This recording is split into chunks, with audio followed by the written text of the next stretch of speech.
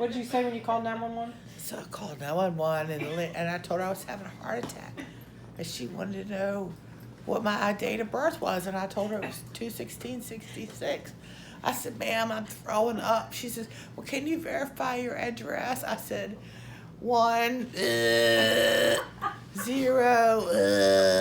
0, 9, Neptune Avenue. I sure did.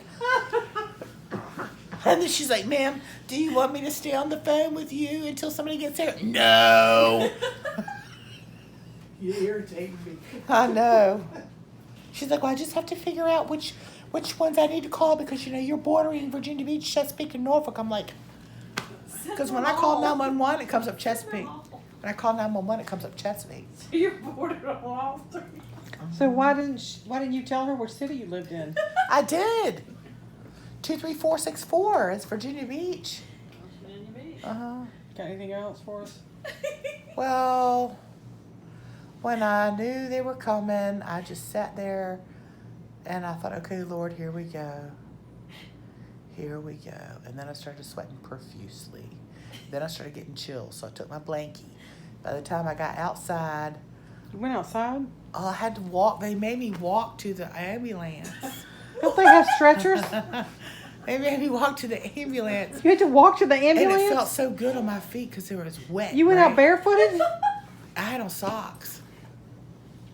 And so I got in there, and of course I closed my eyes because they had this newfangled, they don't just put you on it anymore. It's and then you're in there, right? And I closed my eyes and I said, okay, Lord, here we go. Did you have And clothes on? and then they put nitroglycerin under my teeth, under my lip, my tongue, Well- and it wouldn't even melt. I had 4. Did and you it have wouldn't even clothes melt. on? Gary wants to know. Yeah, I have my favorite nightshirt. That's The peanut black gallery and, wants the to black know. and white. No. Yeah. And then I get to ER. I get to the lead ER. They said, "Ma'am, can you move over to the other gurney?" No. What would they do if you were out? I mean, would they make you walk out then? Just drag you by your heels? Nah. I don't understand that. They want to know if I could walk, and I said, "Well, I guess." So I said, "But you're gonna have to help me up." Trisha told me that they didn't work on you in the house because you were so critical that you had to they would only work on you in the ambulance. Is that true? She walked. Probably. Yeah, but she walked. Well, they helped me.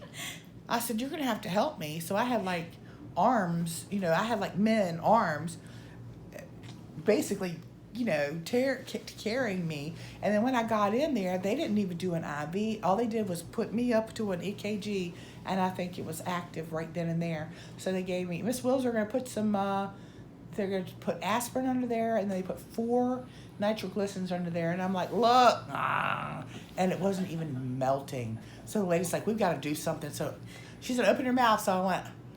Actually, she was pouring some water or some liquid or anything in it just to get it under my tongue. Yes. But the last time I had a nitroglycerin, everything was like, poof.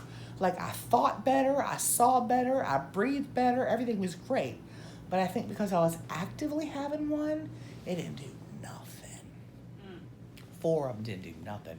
Because, usually if you take a nitroglycerin and you don't really kind of need it, you get this really bitchin' headache, and you just feel like you're on the top of the world because everything is open. It wasn't like that at all. And I thought, that's not good, And then I remember them saying, well, Miss Wells, can you get over? The doctor said, Miss Wells, you're having an active heart attack. And I said, okay. And she said, we're going to do blah, blah, blah, blah. And I'm thinking, okay. And the guy says, ma'am, can you move over to the other gurney? I said, no. So I remember taking all these hands, and plopped me over there. And then that's all I remember. I don't remember anything else. Trish said you said I love you, and then you went out.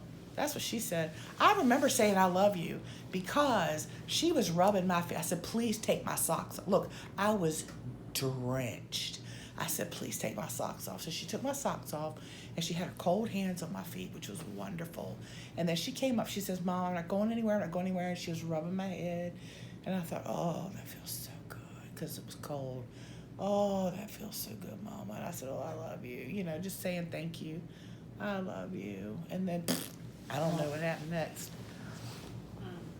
I really have just no idea.